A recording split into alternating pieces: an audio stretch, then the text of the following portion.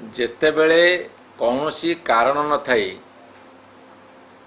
ଅବେଳରେ April 16, 17, 18 ତାରିଖରେ parliament ଡକେଇଲେ ଯେ ଆମେ ସିଟ୍ ବଢ଼େଇ ଦେବୁ, ତା ସେଥିରେ ମହିଳା ସଂରକ୍ଷଣକୁ ଯୋଡ଼ିଦେଲେ। ମାନ୍ୟବର ନବୀନ ପଟ୍ଟନାୟକ ଖବର ପାଇଲେ ଯେ ଯେଉଁ ସିଟ୍ ବଢ଼ିବ ସେଥିରେ ଓଡ଼ିଶା କ୍ଷତିଗ୍ରସ୍ତ ହେବ, ଆନୁପାତିକ ଭାବରେ ଓଡ଼ିଶାର ବଢ଼ିବାର ନାହିଁ। ଏବଂ ଏ କଥାକୁ ନେଇକି ଯେତେବେଳେ ତର୍କ ହେଲା, ମାନ୍ୟବର ନବୀନ ପଟ୍ଟନାୟକ ଚିଠି ଲେଖିଲେ ଯେ ଗୋଟେ 48 ଘଣ୍ଟା ଭିତରେ ଆପଣ ବିଧାନସଭା ଡାକନ୍ତୁ, ଓଡ଼ିଶାର ସ୍ୱାର୍ଥକୁ ରକ୍ଷା କରିବାକୁ ହେଲେ ଏଇଠି ବିଧାନସଭାରେ ଆମେ ଦାବି ରଖିବା କେନ୍ଦ୍ର ସରକାର ପାଖରେ। ସେତେବେଳେ ଶୁଣିଲେନି।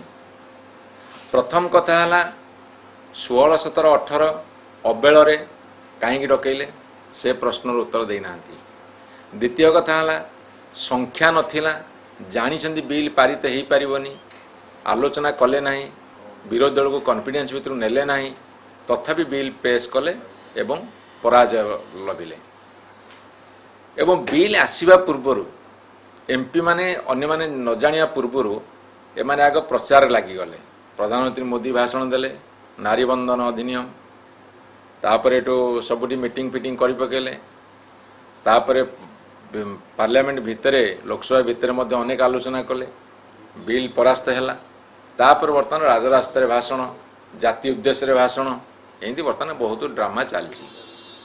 ଇଏ 30 ତାରିଖରେ ବିଧାନସଭା ହଠାତ୍ 5 ଦିନ 6 ଦିନ ଗ୍ୟାପ୍ରେ ଡକେଇ ଦେବାର ଉଦ୍ଦେଶ୍ୟଟା କ'ଣ, ସେଟା ମଧ୍ୟ ଖୋଲିକରି କହୁନାହାନ୍ତି। ଯେ ଲେଖିଛନ୍ତି ମହିଳାମାନଙ୍କର ଭାରତର ଗଣତନ୍ତ୍ରରେ କ'ଣ ଭୂମିକା, ସେଇଥିରେ ଆଲୋଚନା ହେବ। ଭୂମିକା କ'ଣ ଆଲୋଚନା ସେମାନେ କରିବେ? କେଉଁ ଭୂମିକା ଆଲୋଚନା କରିବେ? କ'ଣ ସେମାନେ କରିଛନ୍ତି ଯେ ଆଲୋଚନା କରିବେ?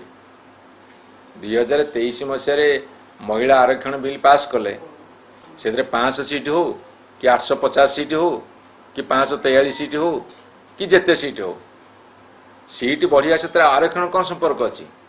543 ସିଟ୍ରେ ଭୋଟ୍ ହେଲେ 33% ପାଇବେ, 850 ସିଟ୍ ହେଲେ ମଧ୍ୟ 33% ପାଇବେ। କିନ୍ତୁ ସିଟ୍ ବଢ଼ିବା ସଂଖ୍ୟାରେ ମହିଳା ଆରକ୍ଷଣଟା କାହିଁକି ଯୋଡ଼ିଲେ? କେଉଁ ଉଦ୍ଦେଶ୍ୟ ଯୋଡ଼ିଲେ?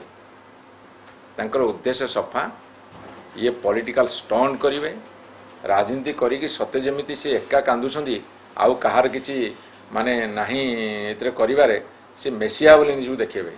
ମସିହା ହେବା ଥାଉ, 30 ତାରିଖରେ ତୁମେ କ'ଣ କରିବ ଆମେ ଜାଣିନୁ, କିନ୍ତୁ ଆମେ 30 ତାରିଖରେ ଦେଖା ଦେଖି ହେବା, ଆଲୋଚନା ଯଦି ହେବ ଦେଖିବା।